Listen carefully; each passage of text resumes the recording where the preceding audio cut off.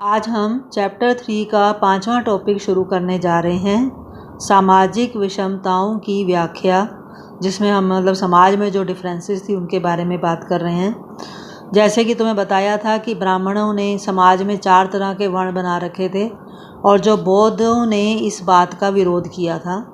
तो बौद्धों ने समाज में फैली विषमताओं के संदर्भ में एक अलग अवधारणा प्रस्तुत की, यानी कि समाज में जो इस तरह की विषमता फैली हुई थी उसमें बौद्धों ने अपनी एक अलग से अवधारणा का मतलब होता है विचार, यानी उन्होंने अपने अलग से इस बारे में विचार दिए।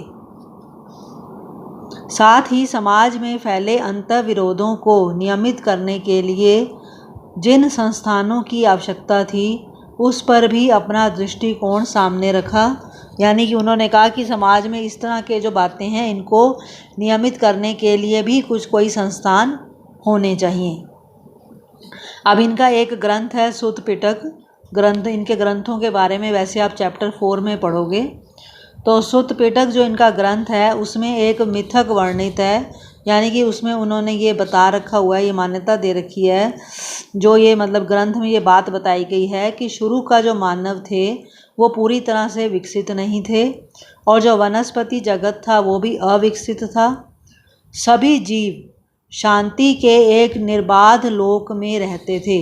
निर्बाध लोक में रहते थे का मतलब है कि सभी जीव आराम से शांति से रहते थे, कोई बाधा उनके बीच में नहीं थी, कोई किसी के साथ किसी की इंटरफेरेंस वगैरह कुछ भी नहीं थी, सब शांति से मिलकर रहते थे और वे प्रकृति से उतना ही ग्रहण करते थे जितना एक समय के भोजन की आवश्यकता होती है। जितना उन्हें चाहिए होता था वो उतना ही लेते थे, ऐसे नेचर को वो खराब नहीं करते थे शुरू के जो मानव थे। किंतु ये व्यवस्था पतनशील हुई। मनुष्य जो है वो ज़्यादा लालची हो गए, प्रतिहिंसक हो गए, कपटी हो गए। तो धीरे धीरे ये व्यवस्था ख़राब होती गई कि हम सब आराम से रह रहे हैं, मनुष्य ज़्यादा लालची हो गया, कपटी हो गया। तो फिर ऐसे में उन्होंने विचार किया कि क्या हम एक ऐसे मनुष्य का चयन करें जो उचित बात पर क्रोधित हो, जिसकी प्रताड़ना की जानी चाहिए उसको प्रताड़ित करे और जिसे निष्कासित किया जाना हो उसे निष्कासित करे, बदले में हम उसे चावल का अंश देंगे। तो फिर ये सोचा गया कि एक ऐसा आदमी होना चाहिए जो उनके ऊपर हेड होगा, जो ये देखेगा कि किस व्यक्ति को के ऊपर क्रोध किस व्यक्ति को प्रताड़ित करना है या निष्कासित करना है। तो एक ऐसा आदमी चुना जाए और उसको बदले में सभी कुछ ना कुछ, जैसे यहाँ पे लिखा है ना, बदले में हम चावल का अंश देंगे। और सब लोगों द्वारा चुने जाने के कारण उसे महासम्मत की उपाधि प्राप्त होगी। तो सभी जब उसको चुनेंगे तो इस वजह से उसको महासम्मत की उपाधि मिलेगी। तो अब आप आ जाओ नेक्स्ट टॉपिक पे बेटा। 6th टॉपिक है, काफ़ी इम्पोर्टेंट है 6ठा टॉपिक, साहित्यिक स्रोतों का इस्तेमाल, यानी कि साहित्यिक स्रोतों का इस्तेमाल जो इतिहास को जानने में किया जाता है उनके बारे में हमने पढ़ना है। जैसे हमारा टॉपिक है इतिहासकार और महाभारत, यानी कि महाभारत का जब विश्लेषण करके इतिहासकार जब किसी नतीजे पर पहुंचते हैं तो वो किन किन चीज़ों को देखते हैं उनके बारे में आपने पढ़ना है।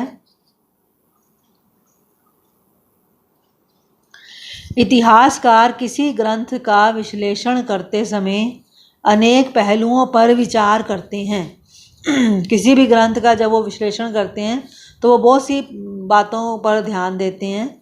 तो ये क्वेश्चन ऐसे पूछा जा सकता है कि महाभारत का विश्लेषण करते समय किन किन पहलुओं पर विचार किया गया, या ऐसे भी पूछा जा सकता है कि किसी भी ग्रंथ का विश्लेषण करते समय इतिहासकार किन किन पहलुओं पर गौर करते हैं, या इस तरह भी पूछा जा सकता है कि साहित्यिक स्रोतों का इस्तेमाल करते समय किन पहलुओं पर विचार किया जाता है। तो इसमें हम तो इसमें अब जैसे अब महाभारत की बात हो रही है तो हम महाभारत की बात करेंगे कि महाभारत का विश्लेषण जब किया गया तो क्या क्या बात सोची गई।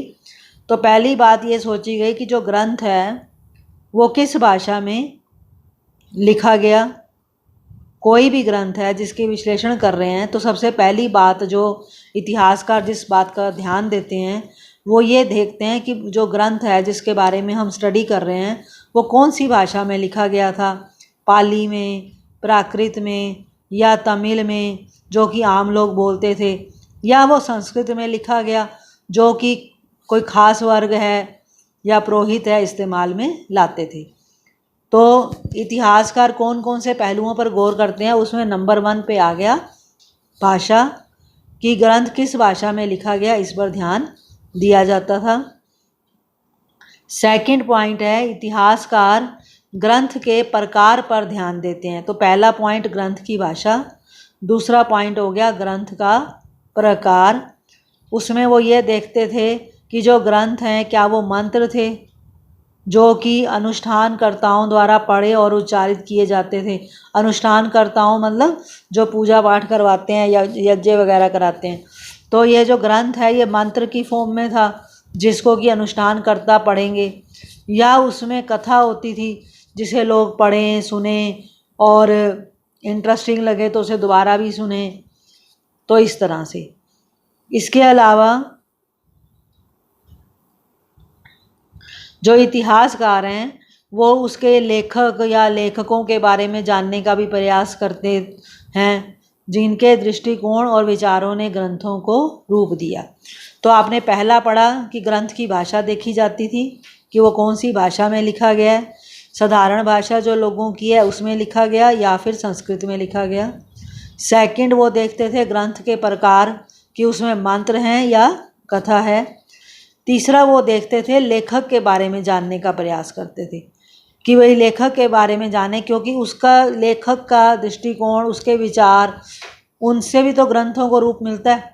तो इसलिए वो लेखक के बारे में भी जानने की कोशिश इतिहासकार करते हैं। फिर इन ग्रंथों के तीसरा पॉइंट लेखक हो गया, चौथा पॉइंट हो गया श्रोता का। इन ग्रंथों के श्रोताओं का भी इतिहासकार परीक्षण करते हैं क्योंकि लेखकों ने अपनी रचना करते समय श्रोताओं की अभिरुचि पर ध्यान दिया होगा कि जब लेखक ने ग्रंथ को लिखा होगा तो उसने ये भी देखा होगा कि इसके जो श्रोता होंगे उनका क्या इंटरेस्ट होगा।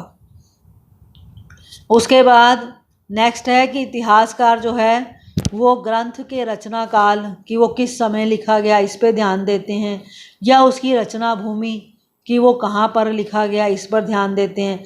तो इन सब पहलुओं पर इतिहासकार जो है वो गौर करते हैं किसी भी ग्रंथ का विश्लेषण करते समय।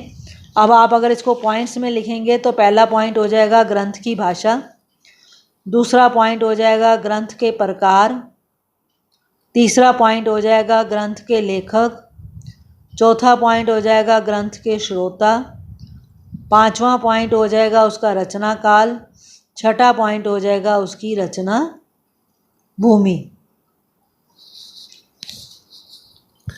तो इस तरह से इन सब मुद्दों का जायज़ा लेने के बाद जब वो ये सारी चीज़ें देख लेते हैं उसके बाद इतिहासकार किसी भी ग्रंथ की विषय वस्तु का इतिहास के पुनर्निर्माण के लिए इस्तेमाल करते हैं।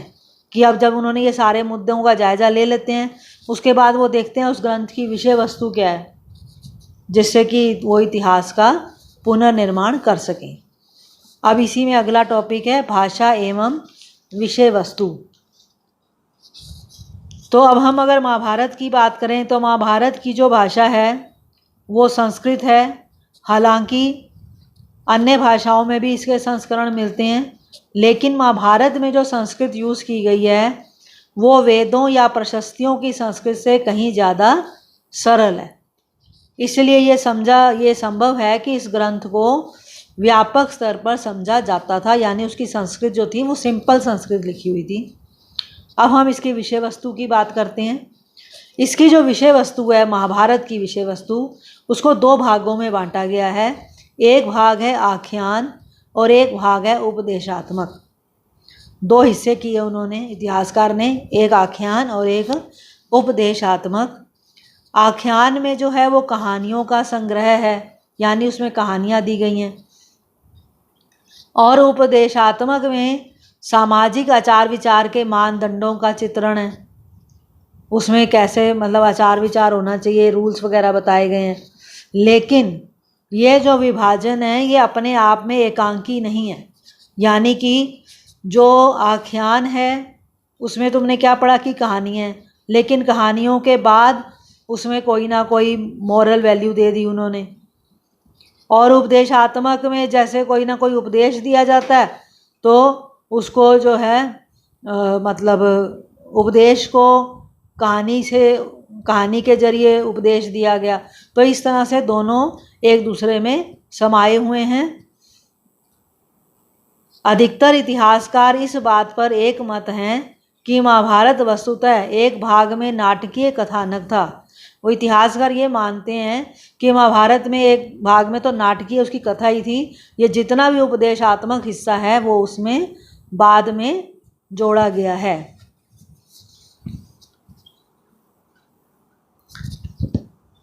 इसके बाद आपका जो अगला टॉपिक है 6.2 है, इसके लेखक के बारे में। ये भी कई बार पेपर में प्रश्न आया हुआ है महाभारत के लेखक के बारे में कि इसके लेखक के बारे में बताएं, एक है या अनेक हैं, इस पर अपने विचार प्रकट करें इस तरह से। तो 6.2 में अब आप ये पढ़ोगे इसके लेखक के बारे में कि ये ग्रंथ किसने लिखा। इसके कई उत्तर हैं। संभवतः जो इसकी मूल कथा है उसके रचयिता भाट सारथी थे, जिन्हें सूत कहा जाता था। ये क्षत्रिय योद्धाओं के साथ युद्ध क्षेत्र में जाते थे और उनकी विजय व उपलब्धियों के बारे में कविताएं लिखते थे। यानी कि शुरू में जो इसकी मूल कहानी है वो भाट सारथियों के द्वारा शुरू हुई, क्योंकि वो जाते थे क्षत्रियों के साथ युद्ध क्षेत्र में, जो उनकी विजय उपलब्धियां थी उनको कविताओं के बारे में वो लिखा करते थे। फिर इन रचनाओं का प्रेषण जो है मौखिक रूप में हुआ। प्रेषण का मतलब होता है मतलब मैसेज जैसे एक दूसरे से पहुंचता है, जैसे एक पीढ़ी से दूसरे पीढ़ी के, दूसरी से तीसरी, तो ऐसे और लोगों तक जो है मौखिक रूप से वो रचनाएं जाती रही। और 5वीं शताब्दी ईसा पूर्व से ब्राह्मणों ने इस कथा परंपरा पर अपना अधिकार कर लिया। यानी कि मेन इसका जो लिखने का काम शुरू हुआ वो 5वीं शताब्दी मीन्स 500 हो गया, तो 500 ईसा पूर्व से शुरू हुआ, क्योंकि ब्राह्मणों ने इस पर फिर अपना अधिकार कर लिया और इसे लिखना शुरू कर दिया। तो आपका जैसे अगर पेपर में क्वेश्चन आता है तो आपको ये सारा कुछ पॉइंट्स में देना पड़ेगा। पहला पॉइंट हो जाएगा कि महाभारत की मूल कथा के रचयिता भाट सारथी थे।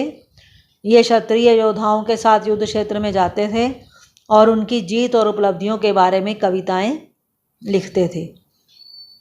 सेकंड पॉइंट, फिर इन रचनाओं का प्रेषण मौखिक रूप से हुआ। थर्ड पॉइंट, 500 ईसा पूर्व से ब्राह्मणों ने इस पर अपना अधिकार कर लिया। तो ऐसे ये 3 पॉइंट हो जाएंगे आपके। उसके बाद चौथा पॉइंट आपका अगले पैराग्राफ से शुरू होगा।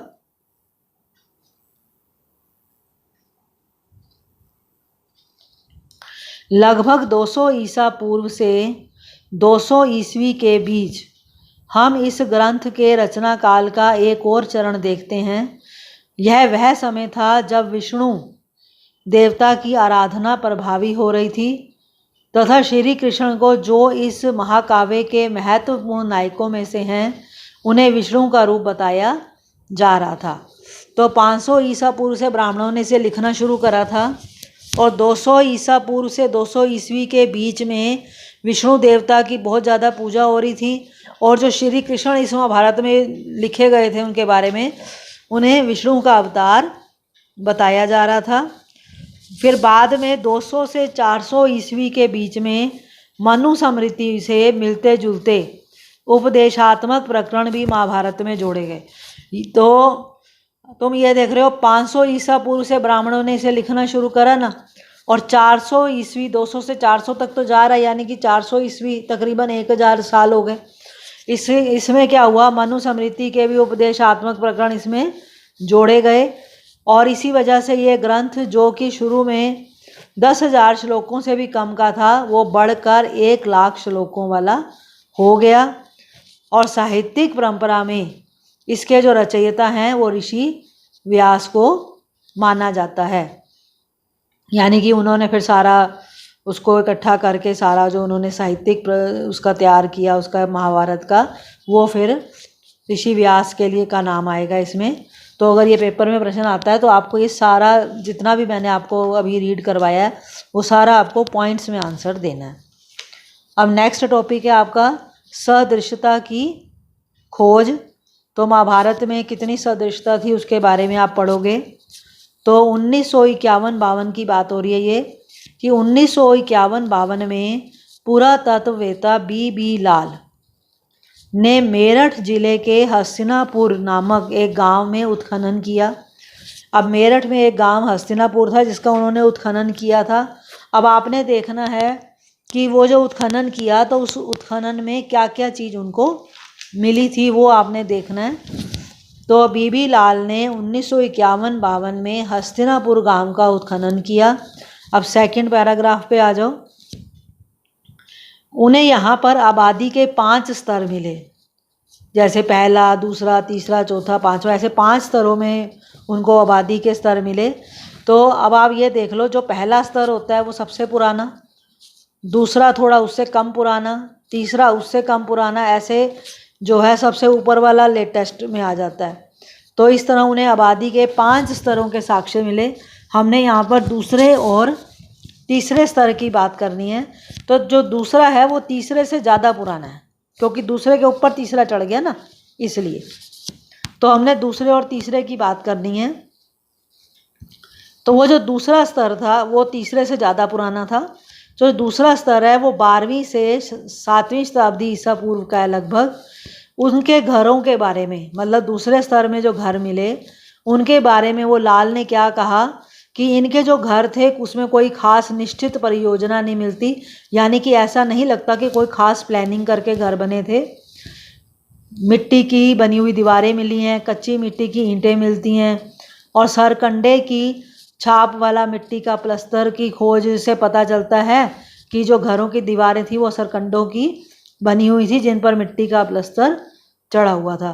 तो ये तो उन्होंने दूसरे स्तर की बात करी कि दूसरे स्तर में ऐसे घर मिले।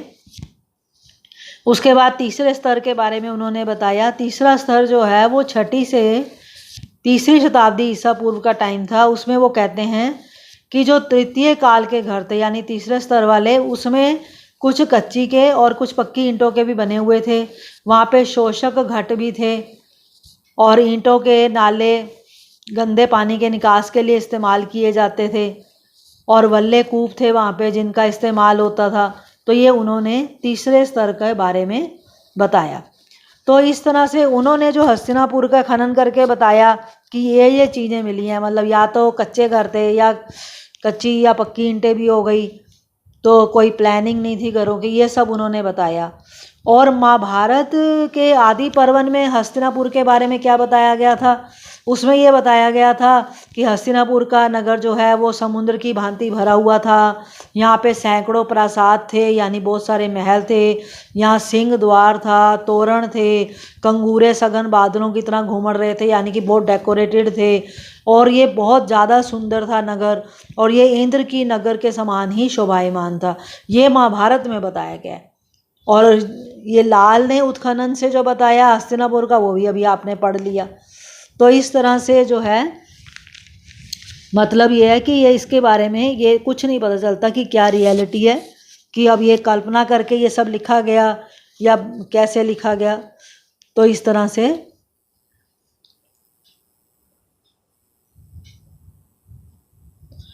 इसके बारे में नहीं पता चलता कि ये हस्तिनापुर जो है कि भाई ये वही था जो महाभारत में है या ये अलग है, कुछ भी नहीं कहा जा सकता। अब एक और उदाहरण की बात हो रही है। एक उदाहरण तो ये वाला हो गया कि भाई हस्तिनापुर का उत्खनन करने पे ऐसी चीज़ें मिली, और महाभारत में हस्तिनापुर के बारे में ये बताया गया। तो अब जो नेक्स्ट उदाहरण हम पढ़ रहे हैं वो है कि महाभारत की सबसे चुनौतीपूर्ण जो उपकथा है वो द्रौपदी से पांडवों के विवाह की है। महाभारत में एक जो सबसे चुनौतीपूर्ण उपकथा मिली वो द्रौपदी की पांडवों से शादी है। अब इसको चुनौतीपूर्ण उपकथा क्यों कहा गया है? क्योंकि ये बहुपति विवाह का उदाहरण है एक, जिसको कि महाभारत की कथा में एक खास हिस्सा दिया गया है, जबकि इसके जो लेखक हैं वो इसको कई तरीके से इसको क्लियर करने की बात करते हैं, स्पष्टीकरण इसका देते हैं कि ऐसा क्यों हुआ कि द्रौपदी का ऐसे जो शादी हुई 5 से, तो वो इसको क्लियर करते हैं इस बात को। तो कैसे क्लियर करते हैं? जैसे अब द्रौपदी का तुम्हें पता ही है कि भाई अर्जुन प्रतियोगिता जीत लेता है और अर्जुन से उसकी शादी भी हो जाती है। फिर ये अपनी माता के पास जब लेकर आते हैं तो माता बिना देखे कह देती है कि जो कुछ भी लाए हो सब आपस में बांट लो। अब जब वो कुंती जो है पांडवों की माता जब देखती है द्रौपदी को तो उसको लगता है ये तो मेरे से बहुत बड़ी भूल हो गई, लेकिन अब उसकी आज्ञा को भी वो अवहेलना नहीं कर सकते थे। तो फिर बहुत सोच विचार के जो है फिर ये निर्णय होता है कि जो द्रौपदी है वो इन 5 की पत्नी बनेगी। और जब ये द्रौपदी के जो पिता होते हैं पंचाल, नरेश, द्रुपद, जब उनको पता चलता है इन सारी घटना का तो वो बहुत विरोध करते हैं कि भाई ऐसे क्यों होगा कि भाई मेरी बेटी 5 की पत्नी बने। फिर जो ऋषि व्यास होते हैं वो उनको एक बताते हैं कि भाई पांडव जो हैं ये वास्तव में इंद्र के अवतार थे और इंद्र की पत्नी ही द्रौपदी के रूप में जन्म लेकर आई है। तो इसलिए जब 5 इंद्र के ही अवतार हैं तो ये 5 मिलाकर एक इंद्री, तो इसलिए ये सब होना ही था। तो उनको शांत करने की कोशिश करते हैं वो। फिर व्यास ने यह भी बताया कि एक बार एक युवा स्त्री थी, उसने पति की प्राप्ति के लिए शिव की आराधना करी और जब शिवजी प्रकट हो गए तो उत्साह के अतिरेक में, अतिरेक का मतलब है कि इतनी ज़्यादा ओवर एक्साइटेड हो गई वो बहुत ज़्यादा कि उसने एक की बजाय 5 बार पति प्राप्ति का वर मांग लिया और फिर यही स्त्री ने द्रौपदी के रूप में जन्म लिया और शिवजी ने उसकी प्रार्थना को पूरा कर दिया है। तो इन सब कहानियों से संतुष्ट होकर जो द्रौपद हैं वो फिर मान जाते हैं कि ठीक है। तो इस तरह से लेखकों ने अलग अलग स्पष्टीकरण दिए हैं इस बारे में। तो चीज़ तो वही एक ही है ना कि द्रौपदी का विवाह हुआ 5 के साथ, लेकिन उसके लिए स्पष्टीकरण तुम देख रहे हो अलग अलग दिए गए हैं। तो इस तरह से ये इसकी चुनौतीपूर्ण उपकथा है।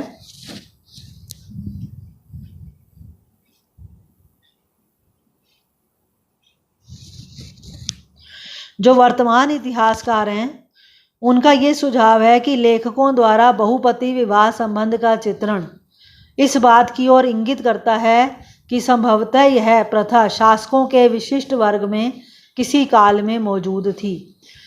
जो वर्तमान इतिहासकार हैं वो ये मानते हैं कि लेखकों ने जो इसको डाला है तो शायद ये प्रथा शासकों के किसी खास वर्ग में कभी रहती होगी और समय के साथ साथ जो ये बहुपति प्रथा है ये ब्राह्मणों में ही अमान्य हो गई।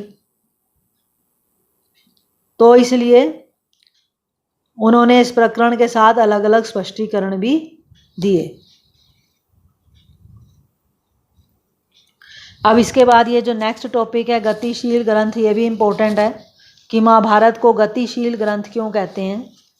अब ये तो आपने पढ़ा था कि 500 ईसा पूर्व से ये शुरू हुआ था और तकरीबन 1000 साल तक ये लिखा गया। अब 1000 साल तक कोई एक आदमी तो इसको नहीं लिख रहा ना, तो अलग अलग क्षेत्रों में महाभारत लिखी गई, अलग अलग लोगों ने लिखी, इसका कोई एक लेखक तो रहा नहीं। तो इसलिए जो है इसमें कुछ ना कुछ जुड़ता चला गया। और महाभारत सिर्फ संस्कृत में भी नहीं थी, ये भी अलग अलग भाषाओं में लिखी गई और अलग अलग इसमें कई कई अध्याय कहानियाँ जुड़ती चली गई, कई सारे इसमें श्लोक जुड़ गए और दुर्योधन ने जो पांडवों के साथ कपट करा उस पर भी कई कहानियाँ इसमें जोड़ी गई। तो इसलिए ये जो है ये गतिशील ग्रंथ हो गया। अब इसमें यहाँ पे लिखा हुआ है महाभारत का विकास संस्कृत के पाठ के साथ ही समाप्त नहीं हो गया। शताब्दियों से इस महाकाव्य के अनेक पाठांतर भिन्न भिन्न भाषाओं में लिखे गए। यह भी आपको मैंने बता ही दिया। अनेक कहानियाँ जिनका उद्भव एक क्षेत्र विशेष में हुआ और जिनका खास लोगों के बीच में प्रसार हुआ वे सब इस महाकाव्य में समाहित कर ली गई। यानी कई कहानियाँ जो एक क्षेत्र विशेष की थी उनको भी इस महाकाव्य में जोड़ दिया गया। साथ ही इस महाकाव्य की मुख्य कथा की कई व्याख्याएं भी की गई। जो इसकी मुख्य कथा है उसकी भी कई बार व्याख्या की गई। इसके जो प्रसंग हैं उनको मूर्तियों के द्वारा, चित्रों के द्वारा दिखाया गया। इस महाकाव्य ने नाटकों और नृत्य कलाओं के लिए भी विषय वस्तु प्रदान करी। तो इस तरह से ये जो है महाभारत एक गतिशील ग्रंथ रहा। अब इसमें आगे जो है एक कहानी दे रखी है, वो वैसे ही आप सुन लो, ऐसा उसमें कुछ नहीं है कि भाई एक बांग्ला लेखिका महाश्वेता देवी की बात हो रही है कि उन्होंने महाभारत का जो एक प्रसंग है उसका रूपांतरण उन्होंने अपने हिसाब से कर लिया। जैसे एक घटना थी, तुम सबको पता ही है कि भाई दुर्योधन के द्वारा पांडवों को, यहाँ पे इस बुक से दिखा देते हैं आपको, तो उन्होंने इसको अपने हिसाब से उन्होंने इसका रूपांतरण कर लिया कि भाई दुर्योधन द्वारा पांडवों को छल से लाक्षागृह में जलाकर मार देने का उल्लेख आता है संस्कृत की उसमें। लेकिन उनको पहले से ही चेतावनी मिल जाती है तो वो सुरंग खोद कर भाग निकलते हैं। और उस समय कुंती जो है वो एक भोज का आयोजन करती है जिसमें ब्राह्मण आमंत्रित होते हैं, किंतु एक निषादी भी अपने 5 पुत्रों के साथ उसमें आती है। खा पीकर वो गहरी नींद में सो जाते हैं और पांडवों द्वारा लगाई गई आग में वे उसी लाक्षागृह में भस्म हो जाते हैं। वो मतलब जो पांडव हैं और जो उनकी माता कुंती है वो भाग जाते हैं, और जो निषादी होती है और जो उसके 5 पुत्र होते हैं वो वहाँ पे लाक्षागृह में जल जाते हैं। लोगों को उनके शव मिलते हैं तो लोग ये सोचते हैं कि ये पांडवों की मृत्यु हो गई और साथ में कुंती की भी मृत्यु हो गई है। तो उसकी जो लेखिका की जो अपनी लघु कथा है जिसका उन्होंने शीर्षक रखा है कुंती और निषादी करके, उसमें इसके बारे में बताया गया है कि जब ये महाभारत वगैरह हो गई तो अब ये कुंती वहाँ पे रह रही है जैसे वन पर जंगल में, तो कुंती के पास अब अपने अतीत के विषय में सोचने का बहुत समय है। जो पृथ्वी जो कि प्रकृति की प्रतीक है उससे वो बात करती हुई अपनी त्रुटियों को अंगीकार करती, यानी कि वो अपनी गलतियों के बारे में सोचती है कि उसने क्या क्या गलत काम हुआ उससे। और प्रतिदिन वो निषादों को भी वहाँ देखती है। निषाद जाती तो तुम्हें पता रहती है जंगल में, तो वो निषादों को भी वहाँ पर देखती है। और एक निषादी होती है जो ज़्यादातर कुंती को देखती होती है कि वो पृथ्वी से बात कर रही है। तो एक दिन क्या होता है, जानवर जंगल छोड़कर भाग रहे थे और कुंती ने देखा कि निषादी उसकी तरफ ताक रही है। तो फिर वो निषादी उससे पूछती है कि क्या तुम्हें वो लाक्षागृह की बात याद है? तो कुंती एकदम सकपका जाती है क्योंकि उसको याद था। वो कहती है उसको कि क्या तुम्हें एक वृद्धा निषादी और उसके 5 पुत्र याद थे? और इसकी स्मृति थी कि कुंती ने उन्हें मदिरा पिलाई थी और वो इतने सब बेसुध हो गए थे, जबकि वो आप तो अपने पुत्रों के साथ बचकर बाहर आ गई और वो मर गए। फिर कुंती उससे पूछती है कि क्या तुम वो निषादी हो क्या? तो वो उत्तर देती है कि जो मरी हुई निषादी थी वो उसकी सास थी। और साथ ही वह बोली कि अपने अतीत पर विचार करते समय तुम्हें एक बार भी उन 6 निर्दोष लोगों की याद नहीं आई जिन्हें प्राणों से हाथ धोना पड़ा था, क्योंकि तुम अपनी और अपने पुत्रों की जान बचाना चाहती थी। तो जिस समय वो ये बात दोनों कर रहे थे उस समय आग की लपटें करीब आ रही थी। निषादी अपना भाग जाती है वहाँ से प्राण बचाकर और कुंती वहीं खड़ी की खड़ी रह जाती है। तो ये बीच में इसलिए डाला गया कि जैसे कि अब आपने देखा कि उस लेखिका ने ऐसे अपने हिसाब से डाल दिया, तो ऐसे ही किसी ने कुछ भी करा और वो महाभारत में जुड़ते चले गए और इस तरह से महाभारत जो है वो एक गतिशील ग्रंथ जो है वो बन गया। बेटा अब चैप्टर 3 कंप्लीट हो गया है, तो इसके बैक में जितने भी क्वेश्चंस हैं आप देखोगे कि आप उनके आंसर्स कर पाते हो या नहीं, और कोई भी प्रॉब्लम हो वो आप पूछ सकते हो।